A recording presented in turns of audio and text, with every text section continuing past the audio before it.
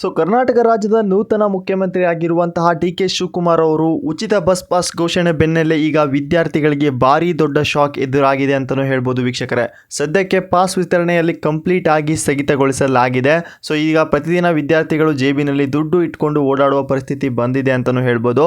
So ಇನ್ನೊಂದು ಕಡೆ ಯಾರೆಲ್ಲ ಗೃಹಲಕ್ಷ್ಮಿ ಫಲಾನುಭವಿಗಳಿದ್ದೀರೋ ಅವರಿಗೊಂದು ಭರ್ಜರಿ ಸಿಹಿ ಸುದ್ದಿ ಅಂತಲೂ ಕೂಡ ಹೇಳ್ಬೋದು. ಯಾಕಪ್ಪ ಅಂದರೆ ಈಗ 30 ಮತ್ತು 31ನೇ ಕಂತಿನ ಹಣ ಅಂದರೆ ಟೋಟಲ್ ಆಗಿ 4,000 ರೂಪಾಯಿ ಹಣ ಗೃಹಲಕ್ಷ್ಮಿ ಫಲಾನುಭವಿಗಳಿಗೆ ಜಮೆಯಾಗಲು ಶುರು ಆಗಿದೆ ಅಂತಲೂ ಹೇಳ್ಬೋದು. ಹಾಗಿದ್ರೆ ಯಾವೆಲ್ಲ ಜಿಲ್ಲೆಗಳಿಗೆ ಹಣ ಬಂದಿದೆ ಮತ್ತು ಯಾವೆಲ್ಲ ಜಿಲ್ಲೆಗಳಿಗೆ ಹಣ ಬರೋಕ್ಕೆ ಶುರು ಆಗ್ತಾ ಇದೆ ಮತ್ತು ಯಾವಾಗ ಬರುತ್ತೆ ಅದರ ಕಂಪ್ಲೀಟ್ ಮಾಹಿತಿಯನ್ನು ಈ ಒಂದು ವಿಡಿಯೋದಲ್ಲಿ ನೋಡ್ತಾ ಹೋಗೋಣ. ಇನ್ನೊಂದು ಕಡೆ ವೀಕ್ಷಕರೇ, ರಾಜಕೀಯದಲ್ಲಿ JDS ನಾಯಕ ಶರವಣ ಅವರು DKಶಿಗೆ ಅಧಿಕಾರವೇ ಇಲ್ಲ, ಇದು ರಿಮೋಟ್ ಕಂಟ್ರೋಲ್ ಸರ್ಕಾರ, ಹೆಚ್ಚು ದಿನ ಉಳಿಯಲ್ಲ ಅಂತ ಇಲ್ಲಿ ಭೀಕರ ಭವಿಷ್ಯ ಕೂಡ ನುಡಿದಿದ್ದಾರೆ ಅಂತಲೂ ಹೇಳ್ಬೋದು. ಸೊ ಇನ್ನೊಂದು ಕಡೆ ಇದಕ್ಕೆ ಕೌಂಟರ್ ಕೊಟ್ಟಿರುವಂಥ ನಮ್ಮ D.K. ಶಿವಕುಮಾರ್ ಅವರು ಚುನಾವಣೆ ಈಗಾಗಲೇ ಮುಗ್ದಿದೆ, ರಾಜಕೀಯ ಬಗ್ಗೆ ಬದಿಗಿಟ್ಟು ಸೊ ಈಗ ಜನರ ಅಭಿವೃದ್ಧಿಗೆ ಕೈ ಜೋಡಿಸೋಣ ಅಂತ ವಿಪಕ್ಷಗಳಿಗೆ ಖಡಕ್ ವಾರ್ನಿಂಗ್ ಸಹ ಕೊಟ್ಟಿದ್ದಾರೆ ಅಂತಲೂ ಕೂಡ ಹೇಳ್ಬೋದು. ಸೊ ಮತ್ತೊಂದು ಕಡೆ ಸರ್ಕಾರಿ ನೌಕರರಿಗೆ ಎಚ್ಚರ ಎಚ್ಚರ ಎಚ್ಚರ. ಹೌದು, ಬೆಳಗ್ಗೆ 10 ಗಂಟೆ ಒಳಗೆ ಕಚೇರಿಗೆ ಹಾಜರಾಗದಿದ್ದರೆ ಇನ್ಮುಂದೆ ನಿಮ್ಮ ಮೇಲೆ AI ತಂತ್ರಜ್ಞಾನ ಕಣ್ಣಿಡಲಿದೆ ಅಂತಲೂ ಹೇಳ್ತಾ ಇದ್ದಾರೆ. ಸೊ ಇದರ ಜೊತೆಗೆ ರಾಜ್ಯದ ಮಹಿಳೆಯರಿಗೆ ಬಿಗ್ ಧಮಾಕ ಅಂತಲೂ ಹೇಳ್ಬೋದು. ಯಾಕಪ್ಪ ಅಂದರೆ ಶಕ್ತಿ ಯೋಜನೆಯಲ್ಲಿ ಉಚಿತ ಬಸ್ ಪ್ರಯಾಣ ಜೊತೆಗೆ ಸರ್ಕಾರದಿಂದ ಮತ್ತೊಂದು ಸೂಪರ್ ಗಿಫ್ಟ್ ಅನೌನ್ಸ್ ಆಗಿದೆ ಅಂತಲೂ ಹೇಳ್ಬೋದು. ಸೊ ಇನ್ನೂ ಕೂಡ ಅಧಿಕ ಘೋಷಣೆಗಳು ಬಂದಿದ್ದಾವೆ ಅಂತಲೂ ಹೇಳ್ಬೋದು. ಸೊ ಇವೆಲ್ಲ ಸುದ್ದಿಗಳ ಕಂಪ್ಲೀಟ್ ಇನ್ಫಾರ್ಮೇಷನ್ ಅನ್ನು ನಾನು ಇವತ್ತಿನ ವಿಡಿಯೋದಲ್ಲಿ ಯಾವುದೇ ಕತೆ ಇಲ್ಲದೆ ಪಾಯಿಂಟ್ ಟು ಪಾಯಿಂಟ್ ಪಕ್ಕಾ ಲೈವ್ ಪ್ರೂಫ್ ಜೊತೆಗೆ ನೋಡ್ತಾ ಹೋಗೋಣ. ದಯವಿಟ್ಟು ಈಗಲೇ ಈ ಒಂದು ವಿಡಿಯೋಗೆ ಲೈಕ್ ಮಾಡಿ. ಅಷ್ಟೇ ಅಲ್ಲದೆ ಈಗಾಗಲೇ ಯಾರಿಗೆಲ್ಲ ಗೃಹಜ್ಯೋತಿ ಫಲಾನುಭವಿಗಳಿಗೆ 30 ಮತ್ತು 31ನೇ ಕಂತಿನ ಹಣ ಬಂದಿದ್ರೆ ಎಸ್ ಅಂತ ಕಾಮೆಂಟ್ ಮಾಡಿ, ಬಂದಿಲ್ಲ ಅಂದರೆ ನೋ ಅಂತ ಕಾಮೆಂಟ್ ಮಾಡಿ. ಅಷ್ಟೇ ಅಲ್ಲದೆ ನಿಮ್ಮ ಜಿಲ್ಲೆ ಹೆಸರನ್ನ ಕಾಮೆಂಟ್ ಮುಖಾಂತರ ತಿಳಿಸಿ. ಬನ್ನಿ ಹಾಗಿದ್ರೆ ಈಗ ವಿಡಿಯೋನ ಶುರು ಮಾಡ್ತಾ ಹೋಗೋಣ. ಮೊದಲ ದೊಡ್ಡ ಸುದ್ದಿ ನೋಡೋದಾದ್ರೆ ಯಾರೆಲ್ಲ ಶಾಲಾ ಕಾಲೇಜುಗಳು ವಿದ್ಯಾರ್ಥಿಗಳಿದ್ದೀರೋ ಅವರಿಗೊಂದು ಬ್ಯಾಡ್ ನ್ಯೂಸ್ ಅಂತಾನೆ ಹೇಳ್ಬೋದು. ಯಾಕಪ್ಪ ಅಂದರೆ ಈಗ ಉಚಿತ ಬಸ್ ಪಾಸ್ ವಿತರಣೆ ದಿಢೀರ್ ಸ್ಥಗಿತಗೊಂಡಿದೆ ಅಂತಲೂ ಹೇಳ್ಬೋದು. ಯಾಕಪ್ಪ ಅಂದರೆ ಈಗ ಉಚಿತ ಬಸ್ ಪಾಸ್ ನೀಡುವುದಾಗಿ ಘೋಷಣೆ ಕೂಡ ಮಾಡಿತ್ತು. ಆದರೆ ಈಗ ಸಾರಿಗೆ ಇಲಾಖೆ ಸೇವಾ ಸಿಂಧು ಪೋರ್ಟಲ್ನಲ್ಲಿ ಉಂಟಾಗಿರುವಂತಹ ತಾಂತ್ರಿಕ ಸರ್ವರ್ ಅಡಚಣೆ ಹಾಗೂ ಹೊಸ ಸ್ಮಾರ್ಟ್ ಕಾರ್ಡ್ಗಳ ಮುದ್ರಣ ಕೊರತೆಯಿಂದಾಗಿ ಪಾಸ್ ವಿತರಣೆಯಲ್ಲಿ ಸದ್ಯಕ್ಕೆ ಸಂಪೂರ್ಣವಾಗಿ ಬಂದ್ ಆಗಿದೆ ಅಂತಲೂ ಹೇಳ್ತಾ ಇದ್ದಾರೆ. ಇದರಿಂದಾಗಿ ಗ್ರಾಮೀಣ ಭಾಗದ ಬಡ ವಿದ್ಯಾರ್ಥಿಗಳು ಪ್ರತಿದಿನ ತಮ್ಮ ಹಣವನ್ನು ಕೊಟ್ಟು ನೀವು ಬಸ್ ಟಿಕೆಟ್ ಖರ್ಚು ಮಾಡಬೇಕಾಗಿದೆ ಅಂತಲೂ ಹೇಳ್ತಾ ಇದ್ದಾರೆ.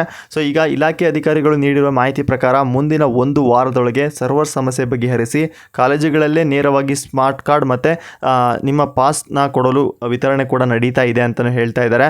ಅಷ್ಟೇ ಅಲ್ಲದೆ ಈಗ ಹಳೆ ರಸೀದಿ ತೋರಿಸಿ ಪ್ರಯಾಣಿಕರು ಅವಕಾಶ ನೀಡಬೇಕು ಅಂತ ಇಲ್ಲಿ ವಿದ್ಯಾರ್ಥಿಗಳು ಕೂಡ ಮನವಿ ಕೂಡ ಮಾಡ್ಕೊತಾ ಇದ್ದಾರೆ. ಸೊ ಇದರ ಮಧ್ಯೆ ಈಗ ಬಸ್ ಪಾಸ್ ವಿತರಣೆ ಕೂಡ ಸ್ಥಗಿತಗೊಂಡಿದೆ. ಮುಂದಿನ ವಾರದ ಒಳಗಡೆ ಈ ಒಂದು ಸರ್ವರ್ ಸರಿ ಆದ ತಕ್ಷಣ ನಿಮ್ಮ ಒಂದು ಪಾಸ್ ವಿತರಣೆ ನಡೆಯುತ್ತೆ ಅಂತಲೂ ಹೇಳ್ತಾ ಇದ್ದಾರೆ. ಇದರ ಬಗ್ಗೆ ಶಾಲಾ ಕಾಲೇಜುಗಳು ವಿದ್ಯಾರ್ಥಿಗಳು ಏನೆಲ್ಲ ಹೇಳ್ತೀರಾ, ನಿಮ್ಮ ಅನಿಸಿಕೆಯನ್ನು ಕಾಮೆಂಟ್ ಮುಖಾಂತರ ತಿಳಿಸ್ಬೋದು. ಇನ್ನು ಎರಡನೇ ಸುದ್ದಿ ನೋಡೋದಾದರೆ ಯಾರೆಲ್ಲ ಗೃಹಲಕ್ಷ್ಮಿ ಫಲಾನುಭವಿಗಳಿದ್ದೀರೋ ಈಗ ಗೃಹಲಕ್ಷ್ಮಿ ಫಲಾನುಭವಿಗಳ ಖಾತೆಗೆ ಟೋಟಲ್ ಆಗಿ 4,000 ರೂಪಾಯಿ ಹಣ ಜಮೆ ಆಗ್ತಾ ಇದೆ ಅಂತಲೂ ಹೇಳ್ಬೋದು. ಸೊ 30 ಮತ್ತು 31ನೇ ಕಂತಿನ ಹಣ ಅಂದರೆ 2 ಕಂತಿನ ಹಣ ಸೇರಿ ಗೃಹಲಕ್ಷ್ಮಿ ಫಲಾನುಭವಿಗಳಿಗೆ 4,000 ರೂಪಾಯಿ ಹಣ ಕೂಡ ಜಮೆಯಾಗಲು ಶುರು ಆಗಿದೆ. ಈಗಾಗಲೇ ಜೂನ್ ಮೊದಲ ವಾರದಿಂದನೇ ಈಗ ಹಣ ಬರೋಕ್ಕೆ ಶುರು ಆಗಿದೆ. ಅಷ್ಟೇ ಅಲ್ಲದೆ ಕೆಲವು ಜಿಲ್ಲೆಗಳಿಗೂ ಕೂಡ ಈಗ ಹಣ ಬಂದಿದೆ. ಈಗ ಯಾರಿಗೆಲ್ಲ ಗೃಹಲಕ್ಷ್ಮಿ ಫಲಾನುಭವಿಗಳಿಗೆ ಹಣ ಬಂದಿಲ್ಲ ದಯವಿಟ್ಟು ನಿಮ್ಮ ಜಿಲ್ಲೆ ಹೆಸರನ್ನ ಕಾಮೆಂಟ್ ಮುಖಾಂತರ ತಿಳಿಸಿ.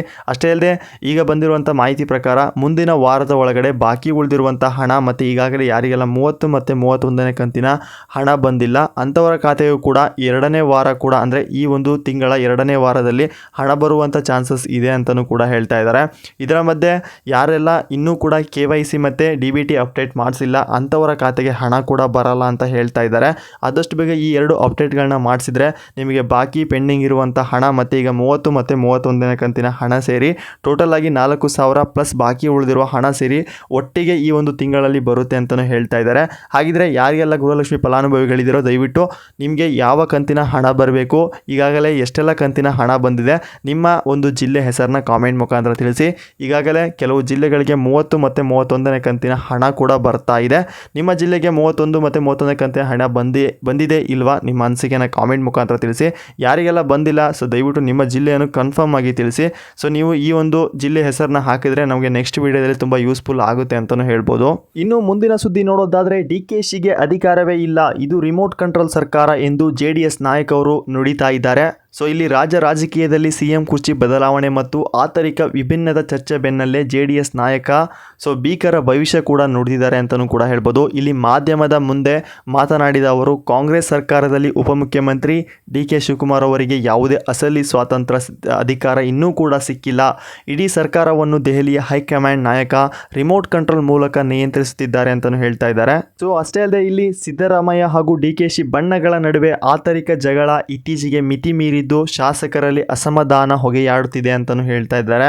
ಈ ತರಹದ ಗೊಂದಲದ ಗೂಡಾಗಿರುವ ಸರ್ಕಾರ ಇನ್ನು ಹೆಚ್ಚು ದಿನ ಉಳಿಯಲು ಸಾಧ್ಯವಿಲ್ಲ. ಅತಿ ಶೀಘ್ರದಲ್ಲೇ ಈ ಸರ್ಕಾರ ಪತನವಾಗಲಿದೆ ಎಂದು ಹೊಸ ರಾಜಕೀಯ ಬಾಂಬ್ ಕೂಡ ಸಿಡಿಸಿದ್ದಾರೆ ಅಂತಲೂ ಹೇಳ್ಬೋದು. ಸೊ ಇದರ ಮಧ್ಯೆ ಈಗ DK ಶಿವಕುಮಾರ್ ಅವರು ಈ ಒಂದು ಮಾತಿಗೆ ಖಡಕ್ ವಾರ್ನಿಂಗ್ ಸಹ ನೀಡಿದ್ದಾರೆ ಅಂತಲೂ ಹೇಳ್ಬೋದು.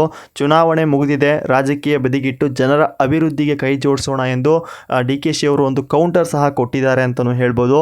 ಸೊ ಈ ಒಂದು ಮಾತಿಗೆ ಏನೆಲ್ಲ ಹೇಳ್ತೀರಾ, ಈ ಒಂದು ರಾಜಕೀಯ ಬಾಂಬ್ಗೆ ನೀವೇನೆಲ್ಲ ಹೇಳ್ತೀರಾ, ಇಲ್ಲಿ ಯಾವ ಒಂದು ಸರ್ಕಾರ ತುಂಬ ಚೆನ್ನಾಗಿರುತ್ತೆ, ಇವರಿಬ್ಬರ ಮಾತಲ್ಲಿ ಯಾರ ಮಾತು ತುಂಬ ಒಳ್ಳೆಯದು, ನಿಮ್ಮ ಅನಿಸಿಕೆನ ಕಾಮೆಂಟ್ ಮುಖಾಂತರ ತಿಳಿಸಿ. ಇನ್ನು ಮುಂದಿನ ಸುದ್ದಿ ನೋಡೋದಾದರೆ, ಯಾರೆಲ್ಲ ಲೇಟಾಗಿ ಬರುವ ಸರ್ಕಾರಿ ನೌಕರರಿಗೆ ಈಗ ತಂತ್ರಜ್ಞಾನ ಒಂದು ದೊಡ್ಡ ಶಾಕ್ ಕೊಟ್ಟಿದೆ ಅಂತಲೂ ಹೇಳ್ಬೋದು. ರಾಜ್ಯ ಸರ್ಕಾರದ ಹೊಸ ಕ್ರಮ ಈಗ ಶುರು ಆಗಿದೆ. ಯಾಕಪ್ಪ ಅಂದರೆ ಸರ್ಕಾರದ ಕಚೇರಿಗಳಲ್ಲಿ ಕೆಲಸದ ವಿಂಬಳಕ್ಕೆ ಬ್ರೇಕ್ ಹಾಕಲು ರಾಜ್ಯ ಸರ್ಕಾರ ಈಗ ಒಂದು ಭಾರಿ ದೊಡ್ಡ ಬದಲಾವಣೆ ಕೂಡ ಮುಂದಾಗಿದೆ ಅಂತಲೂ ಹೇಳ್ಬೋದು. ಇನ್ನು ಮುಂದೆ ಬೆಳಗ್ಗೆ 10 ಗಂಟೆಯೊಳಗೆ ಕಚೇರಿಗೆ ಹಾಜರಾಗದ ಸರ್ಕಾರಿ ನೌಕರರ ಮೇಲೆ ಇನ್ಮೇಲೆ ನಿಗಾ ಇಡಲು ಒಂದು ಬಯೋಮೆಟ್ರಿಕ್, ಅಷ್ಟೇ ಅಲ್ಲದೆ ಇಲ್ಲಿ AI ತಂತ್ರಜ್ಞಾನ ಕೂಡ ಶುರುವಾಗ್ತಾ ಇದೆ ಅಂತಲೂ ಹೇಳ್ತಾ ಇದ್ದಾರೆ. ಸೊ ಅಷ್ಟೇ ಅಲ್ಲದೆ ಇನ್ಮೇಲೆ ಕಚೇರಿಗೆ ಬರುವ ಸಮಯ ಮತ್ತು ಹೋಗುವ ಸಮಯವನ್ನು ಇನ್ನು AI ಸಿಸ್ಟಮ್ ಆಟೋಮೆಟಿಕ್ ಆಗಿ ಟ್ರ್ಯಾಕ್ ಮಾಡುತ್ತೆ ಅಂತಲೂ ಹೇಳ್ತಾ ಇದ್ದಾರೆ. ಒಂದು ವೇಳೆ ಯಾವುದೇ ನೌಕರು ಸತತವಾಗಿ ಲೇಟಾಗಿ ಬಂದರೆ ಅಥವಾ ಸೀಟಿನಲ್ಲಿ ಇಲ್ಲದಿದ್ದರೆ ಅವರ ಹಾಜರಾತಿ ಕಟ್ ಆಗಿ ನೇರವಾಗಿ ಸಂಬಳಕ್ಕೆ ಕತ್ತರಿ ಬೀಳುವ ಕಠಿಣ ನಿಯಮಗಳು ತರಲಾಗುತ್ತೆ ಅಂತಲೂ ಹೇಳ್ತಾ ಇದ್ದಾರೆ. ಇದರಿಂದ ಸರ್ಕಾರಿ ನೌಕರ ವಲಯದಲ್ಲಿ ಭಾರಿ ಸಂಚಲನ ಕೂಡ ಸೃಷ್ಟಿಯಾಗಿದೆ ಅಂತಲೂ ಹೇಳ್ಬೋದು. ಹಾಗಿದ್ರೆ ಯಾರೆಲ್ಲ ಸರ್ಕಾರಿ ನೌಕರರಿದ್ದೀರೋ ಆದಷ್ಟು ತುಂಬ ಕೇರ್ಫುಲ್ಲಾಗಿ ನಿಮ್ಮ ಒಂದು ಟೈಮ್ಗೆ ನಿಮ್ಮ ಕಚೇರಿಗೆ ಹೋಗಿ ಕೆಲಸ ಮಾಡೋದು ತುಂಬ ಒಳ್ಳೆಯದು. ಸೊ ಈ ಒಂದು ವಿಚಾರದ ಬಗ್ಗೆ ನೀವು ಏನೆಲ್ಲ ಅನಿಸ್ತಾ ಇದೆ ಮತ್ತು ಏನು ಮಾಡಿದ್ರೆ ತುಂಬ ಚೆನ್ನಾಗಿರ್ತಿತ್ತು, ನಿಮ್ಮ ಅನಿಸಿಕೆನ ಕಾಮೆಂಟ್ ಮುಖಾಂತರ ತಿಳಿಸಿ. ಇನ್ನು ಕೊನೆಯ ಸುದ್ದಿ ನೋಡೋದಾದರೆ, ಶಕ್ತಿ ಯೋಜನೆಗೆ ಉಚಿತ ಬಸ್ ಪ್ರಯಾಣ ಜೊತೆಗೆ ಮಹಿಳೆಯರಿಗೆ ಮತ್ತೊಂದು ಬಿಗ್ ಗಿಫ್ಟ್ ಬಂದಿದೆ ಅಂತಲೂ ಹೇಳ್ಬೋದು. ರಾಜ್ಯದ ಮಹಿಳಾ ಪ್ರಯಾಣಿಕರ ಸಾರಿಗೆ ಸಂಸ್ಥೆಯಿಂದ ಭರ್ಜರಿ ಗುಡ್ ನ್ಯೂಸ್ ಸಹ ಸಿಕ್ಕಿದೆ. ಶಕ್ತಿ ಯೋಜನೆಯ ಯಶಸ್ವಿನ ಜಾರಿಯ ನಂತರ KSRTC ಮತ್ತು BMTC ಬಸ್ಗಳಲ್ಲಿ ಮಹಿಳೆಯರ ಸಂಖ್ಯೆ ದುಪ್ಪಟ್ಟಾಗಿದೆ. ಇದೀಗ ಮಹಿಳಾ ಪ್ರಯಾಣಿಕರ ಹೈಟೆಕ್ ಸುರಕ್ಷತೆಗಾಗಿ ಸರ್ಕಾರ ಮತ್ತೊಂದು ನೂತನ ಗಿಫ್ಟ್ ನೀಡಲು ಮುಂದಾಗಿದೆ ಅಂತಲೂ ಹೇಳ್ಬೋದು. ಕೇಂದ್ರ ಸರ್ಕಾರದ ಯೋಜನೆಯಡಿ ರಾಜ್ಯದ ಎಲ್ಲ ಸಾರಿಗೆ ಬಸ್ಗಳಲ್ಲಿ ತುರ್ತು ಪ್ಯಾನಿಕ್ ಬಟನ್ ಮತ್ತು ಆಧುನಿಕ CCTV ಕ್ಯಾಮೆರಾಗಳನ್ನು ಅಳವಡಿಸ್ತಾ ಇದ್ದೀವಿ ಅಂತಲೂ ಹೇಳ್ತಾ ಇದ್ದಾರೆ. ಬಸ್ನಲ್ಲಿ ಪ್ರಯಾಣಿಸುವಾಗ ಮಹಿಳೆಯರಿಗೆ ಯಾವುದೇ ತೊಂದರೆ ಅಥವಾ ಅಸಭ್ಯ ವರ್ತನೆ ಎದುರಾದರೆ ಈ ಪ್ಯಾನಿಕ್ ಬಟನ್ ಒತ್ತಿದ ತಕ್ಷಣ ನೇರವಾಗಿ ಪೊಲೀಸ್ ಕಂಟ್ರೋಲ್ ರೂಮ್ ಹಾಗೂ ಸಾರಿಗೆ ಪ್ರಧಾನ ಕಚೇರಿ ಅಲರ್ಟ್ ಸಂದೇಶ ರವಾನೆಗಾಗಿ ತಕ್ಷಣ ನಿಮ್ಮ ಹತ್ತಿರ ರಕ್ಷಣೆ ಕೂಡ ಸಿಗಲಿದೆ ಅಂತಲೂ ಹೇಳ್ತಾ ಇದ್ದಾರೆ. ಸೊ ಈ ಒಂದು ವಿಚಾರದ ಬಗ್ಗೆ ಯಾರೆಲ್ಲ ಶಕ್ತಿ ಯೋಜನೆ ಈಗ ಬಳಸ್ಕೊತಾ ಇದ್ದೀರಾ ಮತ್ತು ಮಹಿಳೆಯರಿಗೆ ಏನು ಅನಿಸ್ತಾ ಇದೆ, ನಿಮ್ಮ ಅನಿಸಿಕೆನ ಕಾಮೆಂಟ್ ಮುಖಾಂತರ ತಿಳಿಸ್ಬೋದು. ಸೊ ಈ ಒಂದು ಯೋಜನೆಯಿಂದ ಮಹಿಳೆಯರಿಗೆ ತುಂಬ ಸುರಕ್ಷಿತ ಕೂಡ ಸಿಗುತ್ತೆ ಅಂತಲೂ ಹೇಳ್ಬೋದು. ಬಸ್ನಲ್ಲಿ ಆಗುವಂಥ ತೊಂದರೆಗಳಿಗೆ ಇನ್ನು ಮುಂದೆ ಫುಲ್ ಸ್ಟಾಪ್ ಸಹ ಬೀಳುತ್ತೆ ಅಂತಲೂ ಹೇಳ್ಬೋದು. ಸೊ ಈ ಒಂದು ವಿಚಾರದ ಬಗ್ಗೆ ಮಹಿಳೆಯರು ಏನಂತ ಹೇಳ್ತೀರಾ, ನಿಮ್ಮ ಅನಿಸಿಕೆನ ಕಾಮೆಂಟ್ ಮುಖಾಂತರ ತಿಳಿಸ್ಬೋದು. ನೋಡಿದ್ರಲ್ಲ ವೀಕ್ಷಕರೇ, ಇವತ್ತಿನ ಈ ಒಂದು ಮಾಹಿತಿ ನಿಮಗೆ ಇಷ್ಟವಾಗಿದ್ರೆ ದಯವಿಟ್ಟು ಈಗಲೇ ಈ ವಿಡಿಯೋಗೊಂದು ಲೈಕ್ ಮಾಡಿ, ಅಷ್ಟೇ ಅಲ್ಲದೆ ನಮ್ಮ ಚಾನಲ್ನ ಸಬ್ಸ್ಕ್ರೈಬ್ ಮಾಡ್ಕೊಳ್ಳಿ. ಇದೇ ರೀತಿ ಇನ್ಫಾರ್ಮೇಷನ್ಗಾಗಿ ನಮ್ಮ ಯೋಜನಾ ಲೋಕ ಚಾನಲ್ನ ಸಬ್ಸ್ಕ್ರೈಬ್ ಮಾಡ್ಕೊಳ್ಳಿ ಮತ್ತು ನಿಮ್ಮ ಫ್ರೆಂಡ್ಸ್ಗೂ ಕೂಡ ಈ ಒಂದು ವಿಡಿಯೋನ ರೆಫರ್ ಮಾಡಿ ಅಂತ ಹೇಳ್ತಾ ಮತ್ತೆ ಸಿಗೋಣ ಮತ್ತೊಂದು ಹೊಸ ವಿಡಿಯೋದಲ್ಲಿ. ಧನ್ಯವಾದ.